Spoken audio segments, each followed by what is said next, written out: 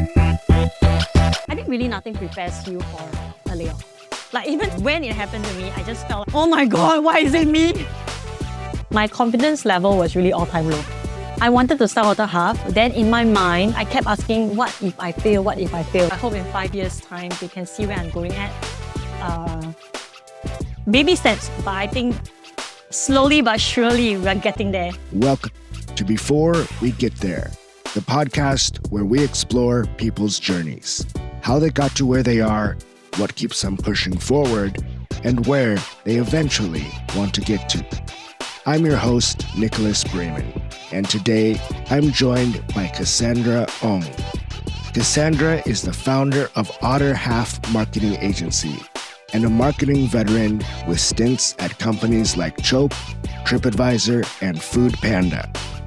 We talk about how getting laid off led her to start her own business, differences in working at the MNCs and startups she's been at, why she started content creation and built a marketing card game with her kids, work-life balance, and much more. Enjoy the show. Hi, Cassandra. Thanks for joining me today. Hello, Nicholas. So glad to be here. It's great to have you. Yeah, it's great to have you on. I wanted to start because when I first noticed, I saw that you have this really cool marketing card game for kids. And it just sounds like it caught my attention because, wow, it's a marketing game, but it's for kids. And so can you tell me about how it got started and what's the game all about? Yeah, so the game that I co-created with my 7-year-old, it's called Otter's Fishy Business. The reason why it even came about, so basically it teaches kids from 7 and up, or even students, the concept of marketing through play, right? But how it even came about was really a few reasons, right? Firstly, I own a fractional marketing agency called Otter Half. So my kids know it as Otter Business because they don't know what it means, right? I think, so they always, usually in the past 1 year or so, they kept asking me, Mama, what is Otter Business? So I'm like, okay, I tried my best to explain to them, but it's so difficult. How do you explain business terms to them? Okay, I help companies grow. And then there'll be but what is grow? What is company? So that's one part because they asked me. So I thought, okay, how can I make it meaningful for them to understand, right, what I do on a daily basis? Because to them, mommy is always working. Because that's really what an agency founder do, right? And they have to plug me out of my computer just to have dinner. So that's one thing. I think the other one is also, I had a business degree, but I actually did not study marketing until university. And in fact, I didn't even major in marketing. The only marketing module that I studied in my life, it's Marketing 101. And I just thought to myself, when I was young in primary school, I attempted to sell stickers to my friends and they bought it, but they bought it once and that's it. I even attempted to set up a flea market or flea booth, right? And I didn't get anybody to come. So I thought to myself, like, why do I only know about marketing so late in life? Like when I was 19, 20. So that also got me thinking, like, if only marketing and knowledge or learning about marketing can be accessible to people as young as 7 and up, that would be amazing. Because I don't know about you, Nicholas, but I once had a booth in Echelon and I had people who were 15, 16 years old, already founders. They were already founders. And then I was so surprised because I'm like, wow, you are so enterprising. And then they're like, yeah, I'm a founder of what. Then I'm like, wow, then at that age, how do they know how to do business, right? And lastly, on a regular basis, I talk a lot with founders because of the nature of my business. And it's very surprising to know that, especially for tech founders, like for example, founders that have tech backgrounds instead of business backgrounds, their knowledge about marketing is also very limited. So because of that, a few elements that came into play, I thought, okay, maybe creating a card game of this Fishy Business could make marketing less technical, more fun, and more human, which is also the thing about marketing, right? There's a lot of human appeal or emotional appeal to connection, right? When you talk about marketing, you don't buy because the feature is great. You buy because, there's certain parts of this product that spoke to you. Yeah. Right. And now you've been taking this game and playing it with different groups and educating people and more kids about marketing. How has the reception been and what's that experience been like? So, Nicholas, when I started this, I didn't expect the reaction to be so good. It was meant to be a passion project that my team and I agreed on. It's a passion project. But as I put this out to the market, they always say you won't know until you try and put it in the market and see how the market responds. And then I have people coming to me, they are part of community, like grassroots or even like community centers. They are part of like community centers. They told me, Cass, will you be interested to conduct a workshop for kids? And then I also have people who was probably in, like, they work in nonprofit. So recently we volunteered at Children Cancer Foundation, Children in Remission, and we conducted a workshop for them. And I find it very meaningful. And of course, because I came from SMU, and I do have some roots with SMU, where we approach SMU Marketing Society for them to maybe do a workshop together with us for their members, for them to understand a little bit more about career discovery before they actually venture into a major in marketing.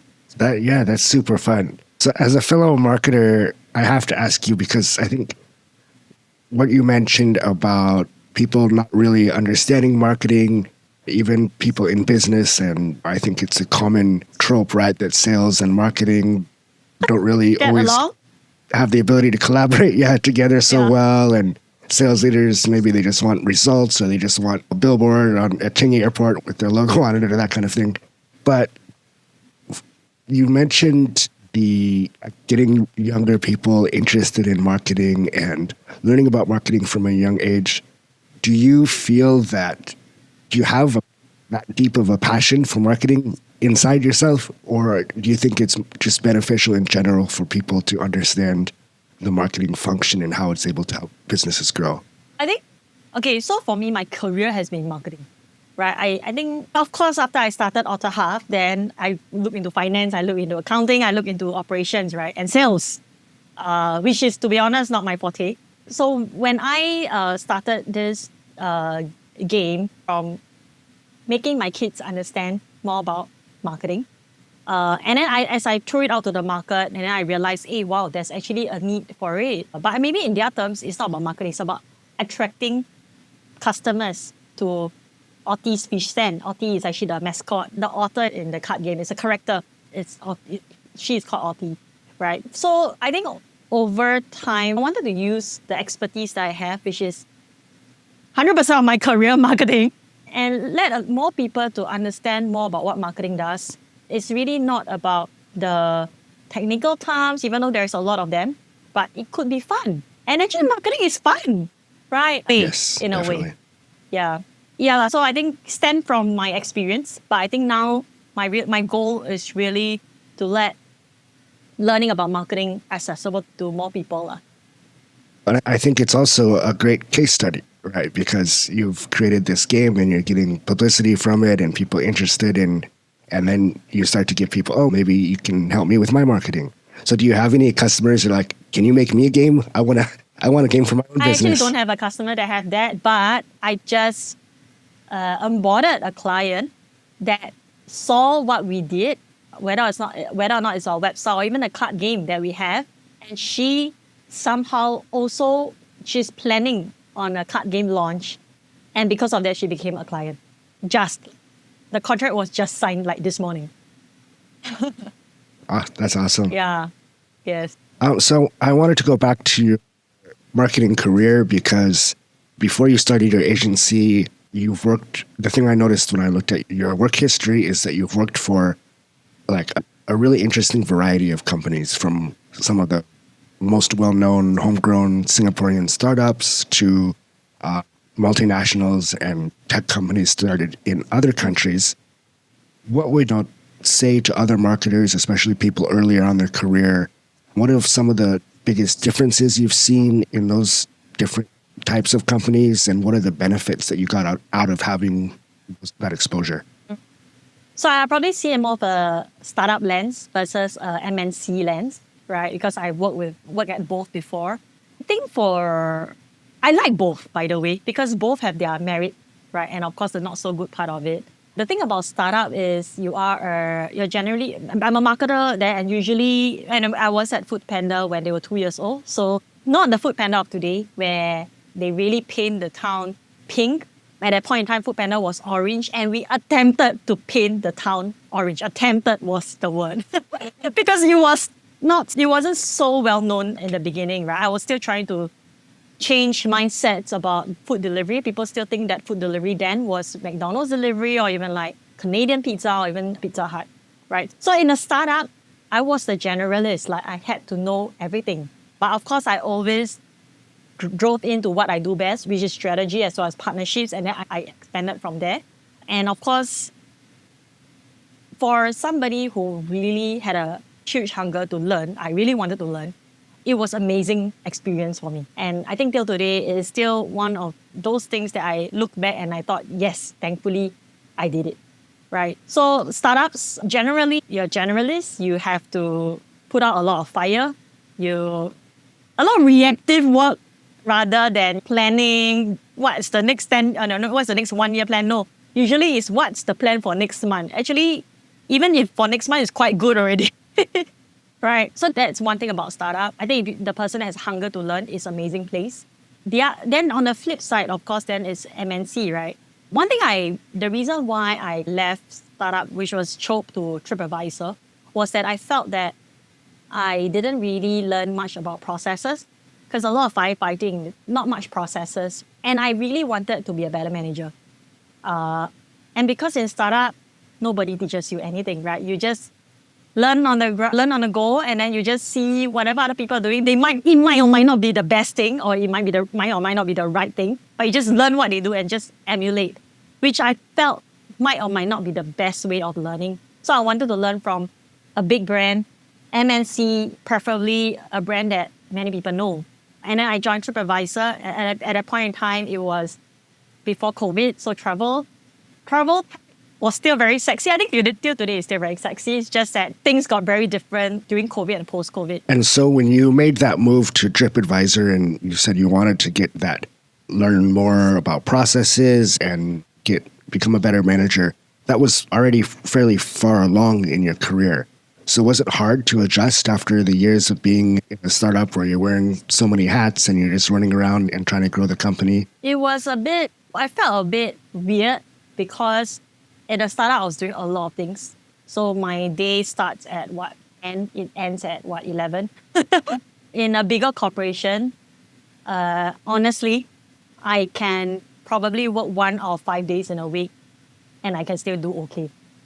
I think in a way it frees up a lot of my time for me to focus on family, which was then the part of life, the period of my life where I really need family time the most. So I guess things happen for a reason. And yeah, I think it was really quite a transition. But I transited, but I think it's good reason to it did happen for a reason, I feel. And so then you mentioned some of the things that you learned in both areas of MNC and startups that you've brought to your new company. What's like the top one that you said, that you wanted to maybe instill it, whether it's company culture or one of the processes that you were mentioning that you brought over, you want to make it a core part of the startup now that you founded the agency? Yeah, I think one thing I really wanted people to at least the people that I have in Otter Hub, is to bring their authentic self to work. I personally experienced people in a company, they like working in fear. And I really dislike that feeling. Me, myself, was also working in fear because I was like, this is a culture that breeds a lot of fear. Nobody dares to do anything because they scared the repercussions of it. And that's not great because as a company, you will want to have people try new things, innovate, and that's how we improve. And then on the other hand, I also I work at companies with culture that really allow us space to bring ourselves to work, bring our authentic self to work, and we can be ourselves. And that really, for me, made me realize, actually, when you're able to bring your true self to work, right, great things could happen. So that fear you mentioned, was it fear of making a mistake or fear of not hitting your goals? And you mentioned authenticity as well. So not being able to show have your own personality or be too different from others at work? What was driving that fear in those company cultures? I think it's quite a top-down kind of culture where, for example, if you make a mistake, you'll be named and shamed in front of everyone. And then because of that, people don't even know. People feel very scared to do anything because of that, right? I think that was then, and really it stems from traditional company that they probably have a history of having this kind of authoritative or delegation kind of leadership. Yeah, it's not a very nice feeling to be there, lah. So your company is like 2.5, coming up on 3 years old. And I saw that you had quite an experience before founding your company. I believe you went through a layoff, which I also went through a layoff in very similar time frame to you in 2023. So I'm very curious, and I think it's still a hot topic. Unfortunately, today there's still a lot of companies that are going through. I think Amazon just made a huge announcement this morning. 10,000 corporate jobs are being retrenched. But I'm very curious, I think everybody who unfortunately has gone through this kind of situation, they know how it feels, the fear, the uncertainty, not knowing if you're not feeling like you're worthwhile and not having that sense of purpose. What was the process like for you, and how long did it take you to decide to start your own business instead of applying for another role working for somebody else? I shall be honest. So at that point in time, I planned out a few options ahead of me because I don't think I have enough cash flow in my bank to allow me to just do whatever I want for a year. I don't think I have that. So actually I planned out. So of course, when the retrenchment happened, I was a bit of a shock. But at the same time, because of the company that I was at, they have weak product market fit. So I expected it, but I think really nothing prepares you for a layoff. Like even though I expected it, but when it happened to me, I just felt, oh my God, why is it me? So I still went through that whole cycle of grief, right? At first, when you receive the news, you felt like a bit sad. Then after that, it comes shock and then disappointment and anger. Then after that, coming to terms with it. But I guess for me, I had 3 options because at that point in time, there were a lot of things that were going on through my mind. So one of them is, of course, applying for a job in a corporate, which I did, honestly. I did that, and I eventually had a couple of interviews, right? The other one is upskilling, because one of the regrets that I had till today is that I didn't have a marketing degree. Like, even though a lot of my marketing friends who actually went on, they had a marketing degree and they went on to do marketing, they tell me that Cass, it really doesn't matter because of so much have changed over the past few years. But to me, I felt that it's something that if only I had it. I don't know if it's something that I wanted to, but I just didn't have the degree. So sorry. Can we pause on that first? Because I'm very curious, because I don't have a marketing degree also. I've been in the industry now more than 12 years. Because you went to SMU, it's a well-known school, it's a good school, you have a successful career in marketing. What is it about that piece of paper that still is like hanging over your head? I think for me, it's more when I was in uni, all my friends were taking marketing, and then they learn things like consumer behavior, right? And they'll tell me things like, Cass, there's a reason why at a certain retail mall, the clock is somewhere there, the seat is somewhere there, the scent, right? The perfume is of a particular scent. And I just thought it was very interesting. But because I didn't go through it, I just feel like I'm missing out on life. So I think one thing I really want to do is that, right? And in fact, I signed myself up in a marketing accelerated program in Kellogg University. Eventually, I pulled out because the requirements or commitment that I had to have for Otter is way higher than what I thought. So I pulled out. And of course, the third route is Otter, right? And honestly, Otter wasn't really the first option. Actually, my first option is the safe option. Try to upskill. But I think one thing that my husband told me, and thank God I have a supportive husband who is also financially stable. He told me just, because I've been working for 12, 13 years already, non-stop, no break. He just told me, just do whatever you want to do, whatever that makes you happy, and then we'll take it from there. And he gave me 6 months. So 6 months, I tried. I think it is really nice to have that feeling that I can do whatever I want to do and just go at it. So 6 months became a year became 2 years, now 2.5 years already. And I think it was really one of the best decisions that I made for myself because it has really been a very fulfilling ride. And so as a marketer, I think we often have a bit of perfectionism and are used to working on big campaigns, especially if some of the brands you've worked for in the past. How did you start? Did you just quietly launch, or did you want to have all your brand assets and your logo and your website all perfect before you announced to the world that you were starting Otter Half? What was that like? I wanted to do something because I do not have much cash flow in my bank. So I wanted to do something that I am sure I'm able to get cash the minute I go out there, right? And I think having spoken to founders or my target audience, right, I think an agency business is a safe option, right? So because I can use my skill set, experience, pitch, and then of course get jobs and then get paid and execute. And I love to execute. So that whole process of pitching, getting customers, and then trying to create a website, because I did a website, but the website that you see now is so different from the website that I launched.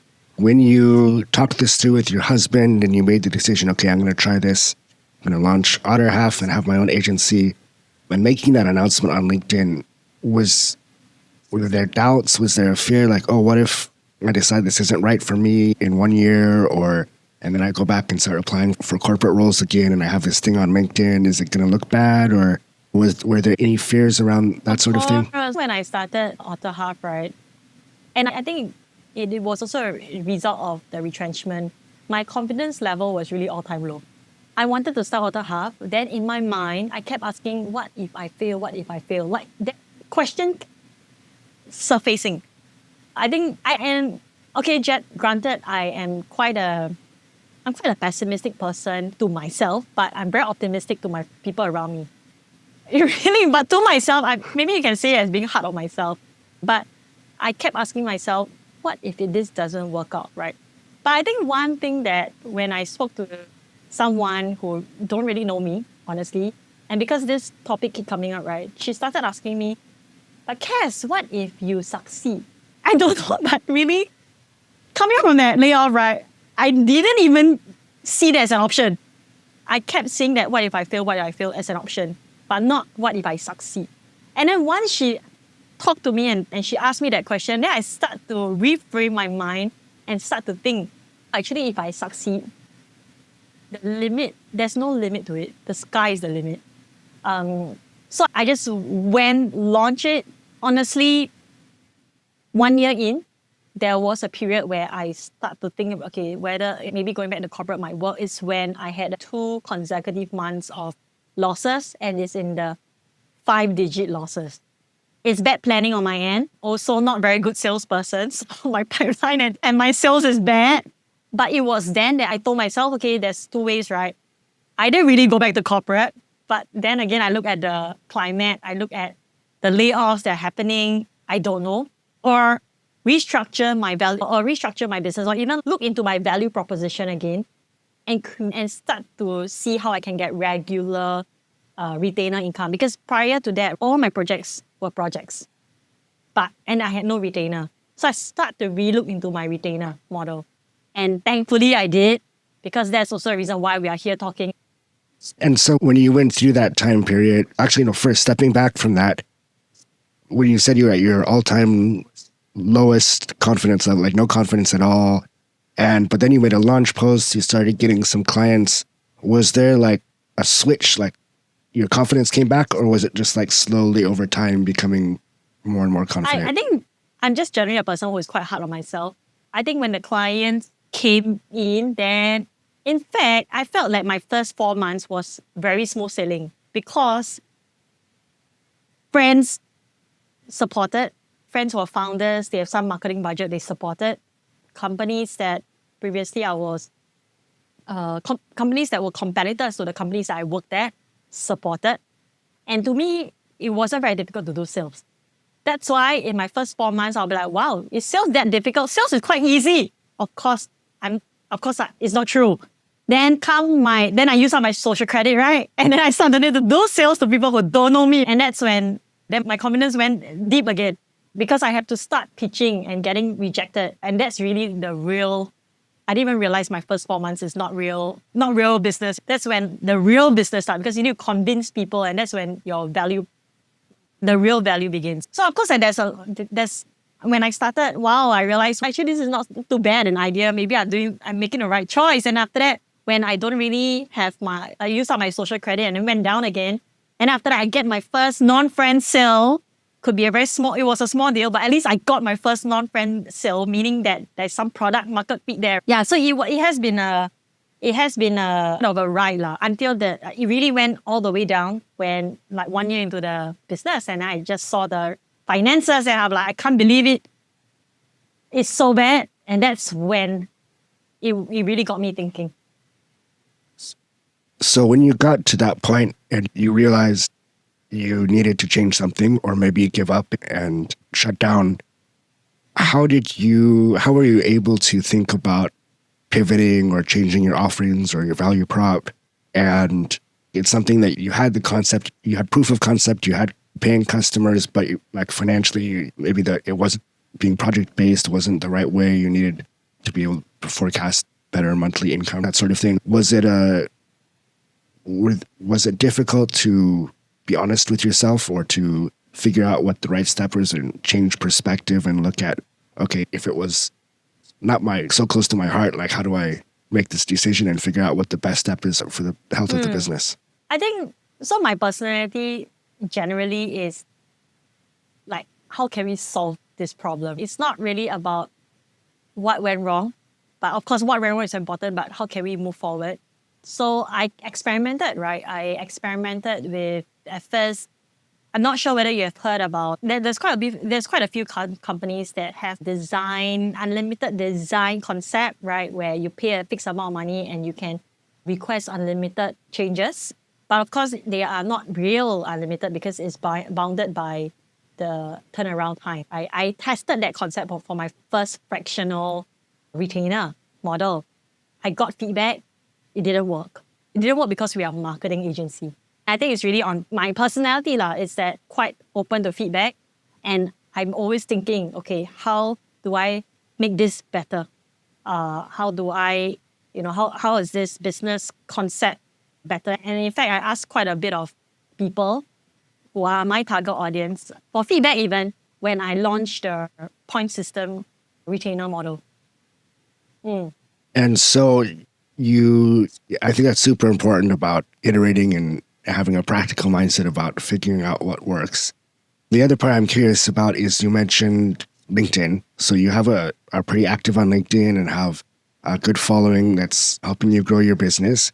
But you mentioned that it was the first time really, like you hadn't been super active on LinkedIn before you launched Otter Half. So what has that journey been like, being a content creator, putting yourself out there, building a following, using it to drive new business and this sort of thing? It was quite uncomfortable in the beginning. I'm not somebody who likes to be in front of the media. Like in the past when I was leading the marketing teams for the companies that I was at, generally I will put someone else in front of me, whether or not it's my CEO or my managing director, right? It would never be myself. I am usually the last resort.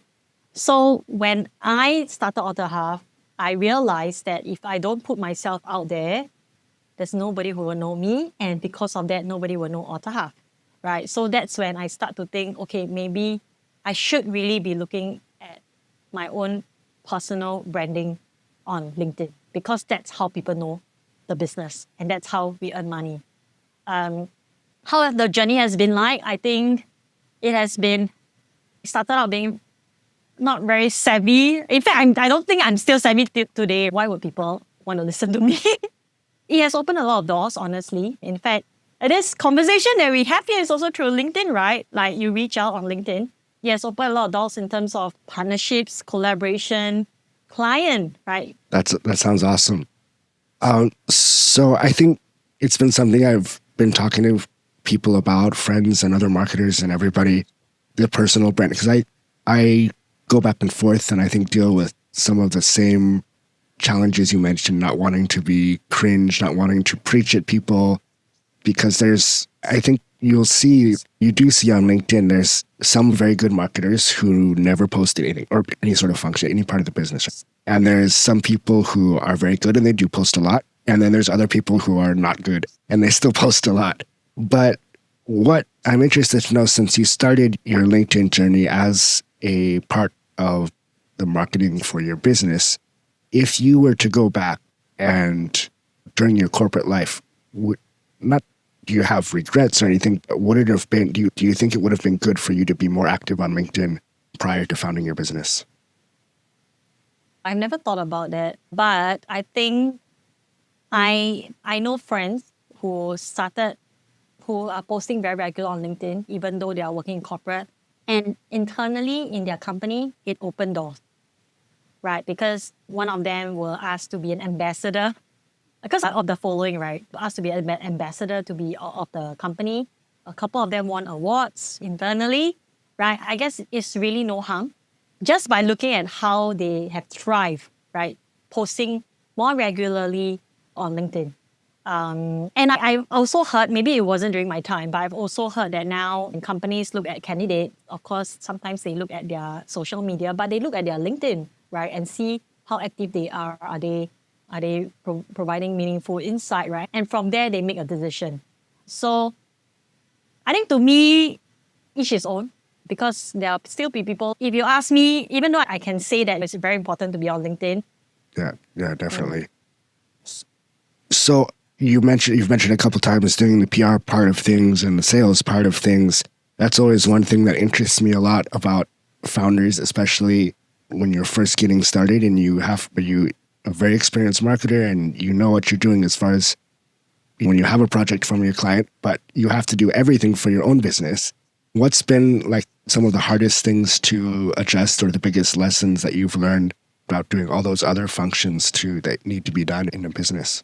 Till today, sales is one thing that I have not grasped. Like my husband always joked. I think he didn't. He not only joked. I think he means he's serious about it, but he just jokingly said it. You are a very good marketer. That is obvious because you have a lot of leads coming in on a monthly basis or weekly basis even. But your close rate is so bad. Like, oh my God, is it so bad? So a lot of things come into play. Till today, I'm still learning about sales. And in fact, a lot of the business about scaling, growing, having another product out of my agency business. Still learning, but I think that's the beauty about starting your own business. And so how have you tried to address that? Like hire experienced salespeople or upskill yourself and take sales courses? What are some ways that you've tried to meet that challenge? So I experimented with hiring a more senior salesperson to help me to operationalize things, right? Because in the beginning, I really do not have a structure to follow. I don't know which are the accounts that are under, that we are still having calls, which are the accounts that we send a quotation, which are the accounts that we close. With a more senior person, and this person helped to operationalize our workflow for sales. It helped me a lot. But because the salesperson that I hired is part-time, right? So it's very difficult for a salesperson to be part-time because at the end of the day, a full-timer still has to do the job. And usually that's me lah. And also because people generally buy from myself, right? So I always have to be in a call. But I would say that like I said, we progress, right? We progress bit by bit. Yeah, that's interesting. I think that's why I am a marketer, is because I don't like to sell people things. I want them to come to me because of my marketing. So I also, even just the experience in this podcast has helped me pitching guests, doing outreach to ask people if they want to come on. It's been a completely new experience from what I do for work. And so it's been good in that way, but it's definitely, I think, a different kind of mindset. And like everything, it comes through experience and practice. One other area I wanted to ask you about, because you mentioned it, I think, early on, is about work-life balance? Because I think in general, as a founder or as a small business owner or as the head of your company, it's always going to be a challenge. And then you also have two kids. My daughter's, I think, a bit younger than yours. She's 3, just turned 3 earlier this year. And that's something that personally I'm trying to navigate, is how do we spend enough time with her and not feel guilty when there's work to do? What are your thoughts on, and how do you navigate work-life balance? I don't think I navigated work-life balance, honestly. But I think I set aside time and be present. And so there are some times that I set aside, right? I think one of it being I send my younger daughter to school every day. So I walk her to school, and that's when she started to tell me a lot of things, right? Even though it's a very short walk, at least I think it was a moment. It is this kind of moments that felt like, I can be present. I think one is that. I think the other one is also weekends, especially meal times, are quite sacred. So no screens, whatever, nothing. We just really be there and eat with each other and talk to each other. So yeah, and after, like for example, at night, I'll read storybook to them, sometimes my husband, right? And because I sleep with both my daughters, they usually after they sleep, then I will start working. But sometimes I'll creep out after they sleep. I'll creep out of the room, and then my eldest daughter would catch me, and then she'll be like, "Mama, can you please bring your laptop up and just sit beside me as I sleep?" Then I'll be like, "Okay, I'll do it." Yeah, I don't think I've navigated work-life balance. But I just try to do what I can, but it's very tough. And do you think, is it harder or easier now that you run your own business instead of being in your corporate role? It's definitely harder now because now everybody goes to you. I have so far of all my holidays, whether or not it's December or short holidays to Malaysia, most of the time I would have calls. Yeah, so it's tough. I think in corporate, it's very easy to just let go and just go, right? Because you know that regardless of what happened, there'll be people there helping. But on my end, it's like the moment I let go, oh my God, I really don't know. But I'm in the midst of training one of my full-timer to do what I can do. And actually, she's been doing quite well for the past 2 holidays that I have. But most of the time, I'll still check in and see how things are for her. That's good. And so then how do you work with because my wife and I are both working full time, and my wife, I know she's much more busy than me. So I'm always curious about other couples, and I know you've posted on LinkedIn about your husband before, but is it like natural that you guys hand off or figure out who takes care of what and when, just depending on who's busy, or do you have some organizational aspect to it to plan things out? So we have a shared calendar. So on days that he needs his boys' night out, then you just plot in the calendar, and then I'll be like, but of course he needs to give me like a few days of notice. You cannot do it that night. Then I'll be like, what can I do? I need to plan ahead, right? And yeah, so that shared calendar works quite well. And then for days that are a bit ad hoc, he'll be like, okay, I really need to work on this thing. Can you take the kid? Then I'll do it. Similarly, on days that I'll be like, I really have something really urgent, I really need to work there, he'll take the kid. So I think there's this constant communication that both of us have, and also a shared calendar so that we know what to do. Like he also needs to plot our family holiday in the shared calendar. If not, I really won't know, and I'll plot something else on top of it, Okay, I have one final question I always like to ask my guests. And so for you, I think both from a personal and then obviously a professional angle, if I talk to you again in 5 years, what would you like to be able to tell me has happened since from now until then that would make you feel like that time was successful for you? Mm-hmm. I think whatever that is coming through for the card game that I have and the impact that I'm creating through educational workshops, I would like to think that the things that I've done 5 years later are impacting lives. Like people that I probably spoke to in the past are going on to creating their businesses or micro businesses, and it's sparked off because of the workshop that they attended. I think that to me would be a very amazing thing to hear of because I impacted at least one person's life and make them rethink about business. Of course, on the personal front, I think 5 years later, my daughter will be 12 years old, as well as 9 years old. Actually, for me, it's something that I'm working towards, but I hope that they will be proud of their mom, whatever that I'm doing. And a lot of the things that I do today is also because I want to influence the environment that they grow up in. So I hope in 5 years' time, they can see where I'm going at. Baby steps, but I think slowly but surely we're getting there. That's really great to hear. No, I think with kids, it's always hard to know how much they're just parroting back to you and how they really feel inside. So I think having them be proud of you is a great goal.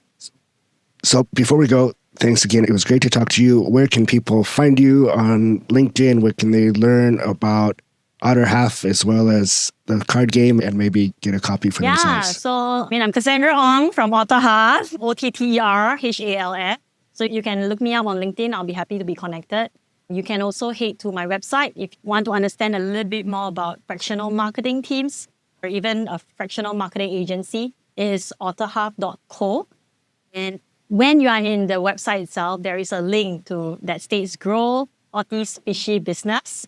That is really the card game that I've been trying to use to make learning about marketing accessible to people of all ages. So you can support us. A set of card game costs $19.90 and it comes with free kid socks for now. So while stock lasts. Awesome. We'll put the links in the show notes. And thanks again. It was great to talk to you. And we'll talk again soon. Thank you. Thank you for listening to Before We Get There with your host, Nicholas Brayman. Please like and subscribe on YouTube and your favorite podcast platforms like Spotify and Apple Podcasts. You can also find us on Instagram, TikTok, and Facebook at Before We Get There Podcast. New episodes are released every other Thursday morning. See you next time.